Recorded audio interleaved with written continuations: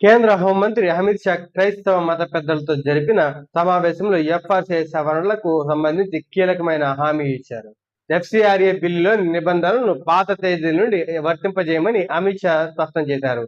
అంటే ఈ చట్టం అమల్లోకి వచ్చిన తర్వాత మాత్రమే కొత్త నిబంధనలు వర్తిస్తాయని, గతంలో జరిగిన లావాదేవీలకు ఇవి వర్తించమని హామీ ఇచ్చారు.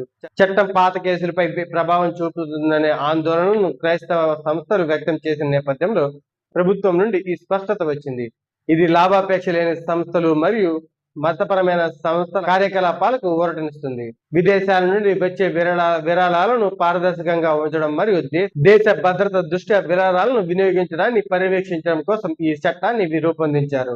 విదేశీ నిధులు పొందే ప్రతి సంస్థ కూడా ఖచ్చితమైన లెక్క చూపించాలని, కేంద్ర ప్రభుత్వం నిర్దేశించిన నిబంధనలు పాటించాలని ఈ చట్టం నిర్దేశిస్తుంది.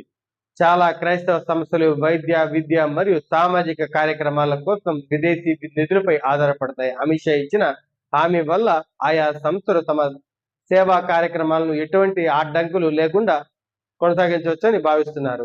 కొత్త నిబంధనలు భవిష్యత్తులో వచ్చే నిధులకు మాత్రమే వర్తిస్తాయి కాబట్టి పాత రికార్డుల విషయంలో భయపడాల్సిన అవసరం లేదని మత పెద్దలకు ప్రభుత్వం భరోసా ఇచ్చింది. క్లుప్తంగా చెప్పాలంటే, చట్టపరమైన సవరణల వల్ల ప్రస్తుతం నడుస్తున్న సేవా కార్యక్రమాలకు ఎటువంటి ఆటంకం కలగకూడదనే ఉద్దేశంతో ఈ ప్రభుత్వం ఈ హామీ ఇచ్చింది.